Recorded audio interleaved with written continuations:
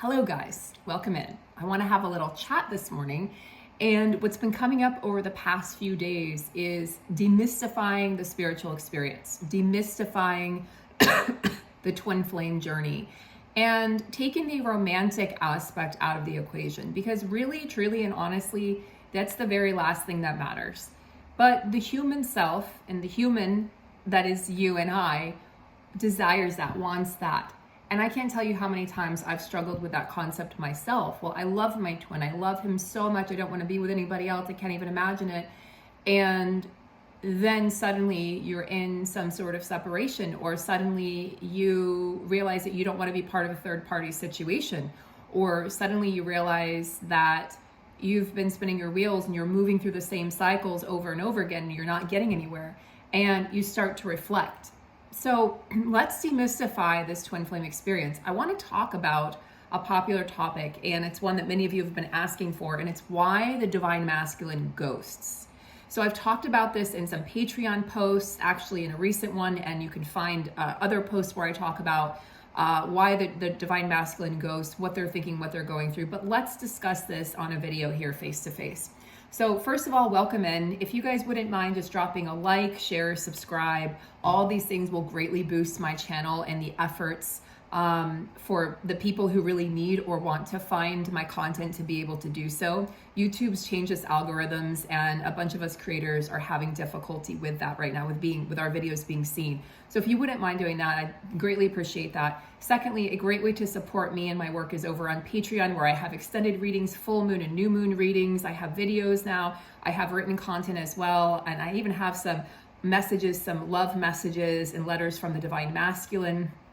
It's a video, but it's written content. So those are from a while back, but you know, they're timeless, you know, so if it resonates, it resonates. If it doesn't, it doesn't.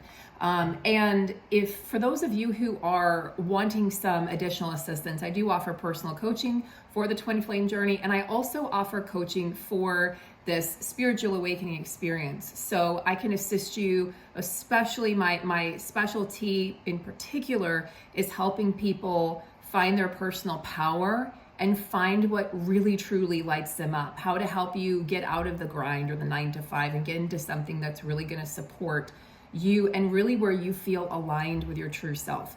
We're also going to have a new group coaching program, which will start likely in January, but we're going to start the signups here in the next probably month or so. So I'll be delivering more information about that soon, but we're super excited to be sharing that. And it is going to be about, you know, uncovering the layers of what's holding you back from really stepping into your true power. So we're going to be assisting you with that, and it's going to be phenomenal. So let's jump right into the reading. So as I said, I'm going to use some cards, but then I also want to talk about why the divine masculine ghosts. It's not necessarily what you think. You'd be really surprised. So the human self says, well, if someone disappears from me or abandons me or rejects me, it means they don't love me. It means they don't care about me. It means they're choosing someone else. In reality, they haven't yet chosen themselves, because for a true counterpart, a true divine masculine, divine feminine partnership, for the masculine not to choose to be with the feminine, he hasn't yet chosen himself. Because if he has chosen himself, then there's no way that he would be in some way magnetized to another individual. Clearly, there are lessons to learn in another connection or another situation. It could be a job, it could be relocating, it could just be that he has to go through his spiritual awakening, spiritual cleansing, karma clearing, and clearing of addictions, and he can't do that while he's in your physical presence. So when he goes, especially when you think you've gotten somewhere, especially when you think, okay, this is it, we're actually coming into union, and then bam, something happens to tear you apart again, or he just goes silent and you don't understand why. There's deeper reasons. There's a deeper meaning. And it really has to do with a lack of self-love, a lack of self-awareness. You could say, oh, is it because he doesn't know I'm his twin flame, or she doesn't know I'm her twin flame, or because, you know, they're not aware of the journey? Not really. Because on a deep level, they're very aware of it. And in fact, many divine masculines are aware of this journey, are aware of who you are before you even are. So now I would cross that off the list. What's happening is when they meet you, you have certain wounds we all have certain core wounds as a human. They have certain core wounds, and those wounds are matching at the time of the meeting. And you can think back to what was happening in your life, or maybe what you were going through or traversing, what terrain you were walking through, and what healing work you were doing at the time, what trauma you may have gone through. Whatever you were going through was similar to what they were going through. So it was a vibrational match, right? And so it made sense. And there was a strong magnetic pull to this individual, even though one of you would have recognized the other one first. It's very rare that both twins will recognize each other exactly at the same time. So one recognized the other, and there was this activation moment, this explosion. The fireworks went off, and suddenly you feel like you've met the person that you were always pining for, or always knew existed, but you'd never seen them or met them. And here you are touching them and having a conversation with them. Okay. And during this time, again, the vibrations are matching, your energy is matching. So it's making sense. Over time, those wounds get ripped open, and over time, the divine feminine usually pulls away. So it actually is usually the feminine pulling away. It can look and appear like it's the masculine, but it's actually the feminine realizing on a deeper level, this isn't a match for me right now. This is no longer a match for me, because I've done certain healing work and I'm at a certain place in my journey, and no longer does this make sense. And you may not even understand why. It may be very subtle, but you're going to start to pull away energetically. They're going to feel that, and in turn, they're going to feel like, ooh, I'm going to be abandoned. And that's one of their biggest fears with the masculine. So if they feel like you could abandon them, they're going to actually, let me do this first. Let me abandon first. So energetically, you're the one pulling away first, but they're the ones usually in the physical who are quote unquote abandoning you, or pulling away, or causing a separation, or ghosting. Ghosting, it really is just they're going silent on you. They may block your number or block you from social media with zero explanation typically. And then this feels different than it would if it was like a soulmate or another person, because it's like a soul rejection, because it's literally your soul rejecting your soul. So then the feminine goes deep into this dark night of the soul to try to figure out what's happening. Even though she did the rejecting first energetically, the masculine rejected on the physical level. And so then she has to come to an understanding of what she's working through in this lifetime, in previous lifetimes, what that looks like. And all of that energetic healing work creates this sort of tornado effect. And she steps into this tornado, and sometimes she's there for weeks, months, years, where she's sorting herself through and realizing, looking back on that connection and realizing how far she's come. And during this time, typically the masculine counterpart has a karmic partner or a few karmic partners, may even get married, may have children, may start a life with somebody. And the feminine is usually single. Not always the case. There are some feminines who are already married upon meeting the counterpart, or there are some who will get into a soulmate connection, but the majority of feminines at this time are single. Most aren't even interested in dating.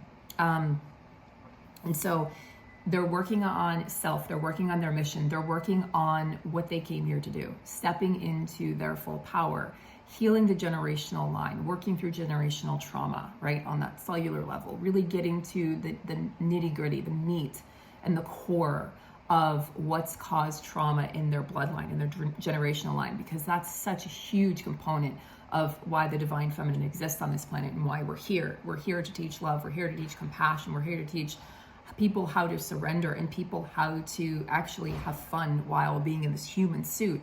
But we can't do that if we don't understand ourselves first, or at least we can't do that very well. So the divine feminine has this experience with the counterpart. You meet, it's a vibrational match, everything lights up, right? The chakra system lights up, everything makes sense. You're drawn to this person magnetically, they're drawn to you, everything's great in the beginning, and then reality sets in, and the realization that, hey, we're different people, or hey, you're married, or hey, our belief systems or religions don't match up, but or something happens, or there's family members that get involved, something happens to pull them apart, or threaten to pull them apart. And it's at this point where both have to examine, or forced to examine, their own wounds and go through that process of healing on their own. Now, there are some counterparts who will do this together physically in some capacity, be in some form of communication, but there are many who will do this separately for many reasons. And whether or not you've chosen to do this separate, or you've chosen to do this with your counterpart, chances are you're going to experience some form of a separation, even if it's like a mini separation. You're going to experience, being blocked at one point in time. You're going to experience, them just ghosting and disappearing and offering no explanation. And this helps the feminine deal with her abandonment wounds and her rejection wounds, and also any codependency that's kind of anchored into her system. So as she heals codependency, the masculine is really working on self-worth. When the masculine doesn't love themselves, how could they commit to someone who's loving them unconditionally? It wouldn't make sense to them. It would be like a riddle that they couldn't solve. It doesn't make sense. Why do you love me? Why do you want to be with me? You might have even heard those words from your counterpart. Why would you want to be with me? Why do you love me? Why do you even, why do you choose me? And those are the words of somebody who's not choosing themselves, because somebody who's chosen themselves doesn't question why someone else has chosen them. So when they ghost, they're doing it because they're in pain themselves. They're not doing it because they're trying to cause you pain. They're not doing it because they want you to hurt. There's a difference between a toxic relationship and a divine counterpart connection. It is my belief that if it's toxic, it is not a divine counterpart. You can even compare the karmic connections you've had, the karmic relationships you've had to this connection. Your counterpart doesn't purposefully hurt you. It can appear so on the surface, but if you really sit with that knowledge, or you meet them in the 5D and you have that conversation and you really understand why they've done what they've done, or why they've chosen what they've chosen, or why their beliefs are that you can never be together, or why their beliefs are that this wouldn't work, you'll see the truth. They never wanted to hurt you, but they had to hurt you so that you would wake up to your own light, to your own divinity, so that you would step into your power. And I can tell you that without my counterpart doing what he did last year, without that situation that occurred almost a year and a half ago, I wouldn't be where I am now. I wouldn't have launched my coaching program. I wouldn't have had the confidence to be able to move forward, and I wouldn't be sitting here right now. It had to happen, and I see that very clearly now. And there's another reader that I follow, and she told her story. This is like a year and a half ago too, maybe a little longer. They were about to come into union, physical union. They were going to move in together, and suddenly he pulled away, he ghosted. She said that's the best thing that could have happened, because I wasn't ready, he wasn't ready, and her growth exploded. Her work exploded. She started selling crystals and all sorts of beautiful arts and crafts, and she focused on serving. She focused on her mission and her purpose, and you sort of put the counterpart on the back burner. And many people ask, how do you do that? It's not so much as, it's not like there's a recipe for it. It's not like there's a formula or equation for it. But over time, you just keep on choosing yourself. You choose yourself, you choose yourself, you choose yourself. And you work on that good enough wound, like I'm not enough or I'm not good enough. You work on that wound, and you find ways to feel good enough. You find ways to have conversations with yourself out of love and compassion. You stop yourself when you're being in any way, self-deprecating or detrimental to yourself, which we all do. We all have negative self-talk, and we all judge ourselves. We all judge our environments and other people. And the divine masculine is aware that he's hurting the feminine. I'm not saying he's not doing it on purpose. He's aware that it hurts her, or she's aware that it hurts him, whatever, or she's aware that it hurts her, whatever. They're aware that it hurts the counterpart, but they can't help themselves, because they're no longer, you guys are no longer that vibrational match. And if you're not that vibrational match, they're going to go find something that feels better, that feels comfortable. And what's going to feel comfortable is something toxic. But the feminine has already had her share of karmics, typically like 95% of feminines. By the time you meet the masculine, you will not have another karmic relationship. This is why oftentimes you find the feminine single. She's not going to settle. She's not going to allow herself to get into a situation where she's not respected, or she doesn't respect herself. she's not going to put herself in that situation again. So she ends up spending time solo, right? She ends up developing a very rich social life with friends and family, nieces and nephews, or her children, or her service or her career or clients. She travels, she moves forward in her life, and she makes this choice because she knows that life doesn't stop just because you've met the counterpart. And if the counterpart needs to go off and heal and lick their wounds and do their work and sit in their cave like a hermit and figure this out, then she's not going to sit and wait. And I remember I had this conversation with my counterpart after the first long separation, and I said, where have I been this whole time? And he's like, what do you mean? I said, where have I been? And he said, you've been waiting. And I said, no, let me correct you. And he was not prepared for this. I said, let me correct you on that. I have not been waiting. I said, I will not wait for anybody. I've moved on, I've lived my life, and I've had some really amazing adventures and experiences. I've traveled. So no, sorry guys, I got a phone call and I thought it was on airplane mode. So no, I said, I was not waiting for you, and I will never wait for you, but I've been here. Now that's changed this time around because I'm no longer waiting, nor am I holding space. I am simply moving forward. I don't feel I need to hold space for anybody anymore because life moves forward. I want to be moving with it. I want to have experiences and adventures. And I'm learning to say yes again.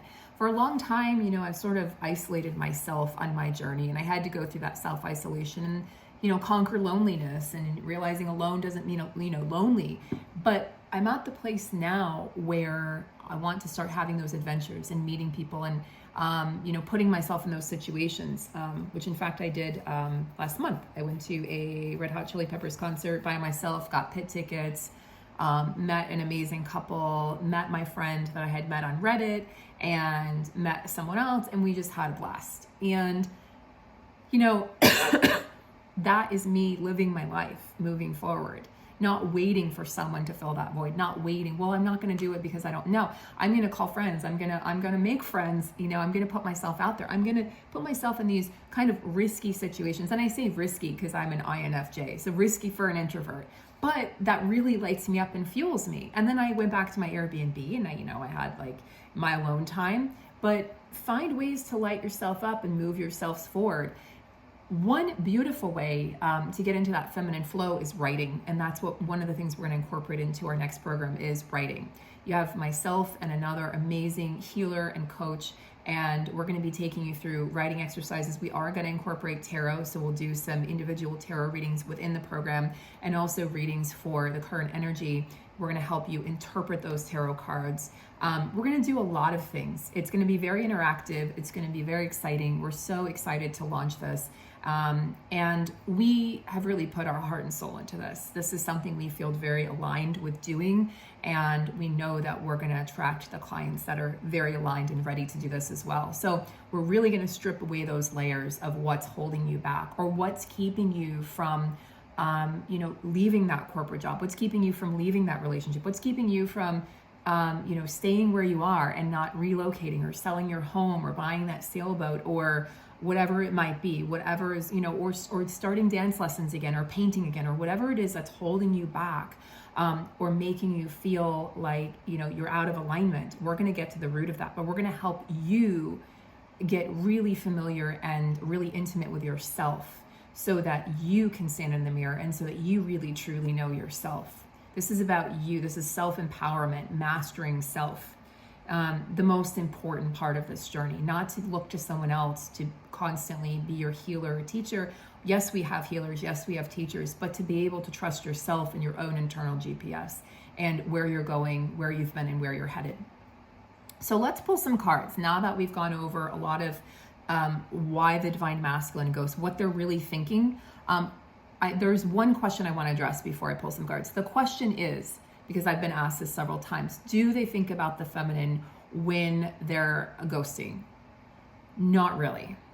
And this is from the words of the horse's mouth. This is from my own divine masculine. I asked him, I said, how were you able to just tune me out like that? Like, I don't understand. And he went, in true divine masculine fashion, that's a really good question, Sarah. And I go, yeah, I know. And I'd like to know the answer. And I wasn't judging. I was in such a good place when he come back in. This is why he came back in. I was in such a good mental space, an emotional space. He, not so much. So he, was like, I needed your light. I needed you. But I didn't need him at the time. So again, we weren't that vibrational match. However, going back to what I was saying, and he said, I don't know. He said, I guess I just kind of pushed it away. And I was like, but how? I couldn't understand, because I was in the chaser mode, but he was in the runner mode. And now that the roles have swapped and I'm in the quote unquote, I don't like labels, but the runner mode, now I get it. I'm not really thinking of him either. The only reason really I think of him is because I do the readings. When I took those 2 weeks off, when I was healing, when I was sick, when I had to evacuate, I wasn't thinking of him. Things would happen. And now, like, I see signs and I see synchronicities and I apply it to myself. Even if I see his name, I just kind of smile and I move on. It doesn't, it used to kind of stupefy me. It used to send me in spirals sometimes, or send me backwards, or I'd have to call him or text him. And now it's just, I just move forward because I know it's for me, because he is me and I am him. So I don't feel that need to reach out in the physical. It's hard to believe if you're not experiencing it, but you can and you will get to that point where you no longer feel like you need to be in physical communication. So they don't really think about the feminine when they're ghosting, but nor are you really thinking about them when you're ghosting. And I think there comes a balancing point where things balance out, and then where you can communicate and come together. How that happens, I'm not sure. I'll let you know. In the meantime, we focus on self. In the meantime, we appreciate, we have gratitude for where we are. We plan adventures. And we devote our time and energy and resources to the people that are currently in front of us, to our pets, right? To our beautiful, amazing pet friends, to our animal friends, to nature, to our friends, to our family, to our neighbors, to our community, to people that need us, to people that, that we can make an impact on. Like, if something, I don't care if it's your divine masculine or, it's a stranger. If somebody's choosing not to be in your life, do not devote time, energy, space to that person or to that situation, because it's like empty space. It's empty energy. Devote it. You have only limited resources. You have a limited amount of time and energy and space and physical vitality. So, or mental focus. So, devote that to where you're needed right now. This is part of the feminine's lesson. You're supposed to be devoting your time and energy to where it's needed, not to where, someone's going to run away. Like, what's the point of that? And you eventually realize it's futile. Chasing your counterpart is futile. Chase yourself. Chase your goals. Chase your dreams. I know that sounds corny as fuck, but chase yourself. Get to know thyself. It's so vital. The people that truly know themselves are the ones who are comfortable in their skin. They're the ones you see relaxed. They're the ones you see smiling. It's not because they have the most money in the world. It's not because they drive a Porsche. It's not because they have that big, huge house or they have a plane. No, those things are all fine and dandy. The people that are truly content can have a penny to their name, but they love themselves. They know themselves. They've surrendered some aspect or all aspects of their life to the divine or to God or to the higher power. And they're not going to let someone else steal their joy or don't let somebody take away your energy and siphon you. Don't let the counterpart be an energy vampire. Don't allow yourself to be put in a situation where it's a third-party situation and you're not benefiting. Unconditional love does not mean you have to suffer. Okay, what do we have here? We have the 9 of Wands. The 4 of Wands. We have the 4 of Wands. So typically 4 of Wands is wedding, celebration, a joyous occasion. And you see here, it's sort of like, to me, it's like it represents a party in the forest. And it's like you're seeing through the forest and the dense trees, and suddenly you get to this, like, this is the vision I have of the 4 of Wands. You get to this place and there's elves and and plants and berries and trees and animals, and they all talk, and spirits, and you're sitting here in this magical ethereal place, and you see this wedding taking place, and let's call it the wedding or the merging of the divine feminine, divine masculine. Let's call this the inner union card. Let's call it what it is. You know, so many readers want to call it, oh, it's a wedding. It's how I can't tell you how fed up I got on my own journey. This is why I deliver truth. Oh, engagements coming, weddings coming, wedding bells, and it's like bullshit. You know, like, no, this was never about the romance. This was always about you romancing yourself. This was about you understanding yourself. This was about, call it ascension, call it awakening. This is about you coming to terms with your humanness and your spirituality and finding a way to merge those two worlds. This is about your feminine and your masculine and making sense of that, your identity in this world, your purpose. Why am I here on this earth?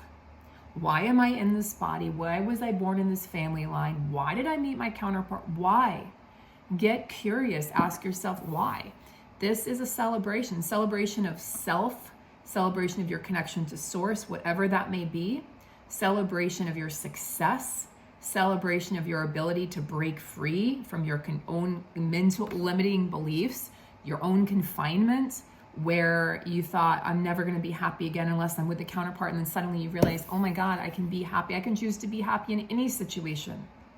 Truth. Those who actively practice mindfulness understand that. So let's, it's like a million cards popping up. Let's get some clarity here. Let's say for the divine masculine who's currently ghosting.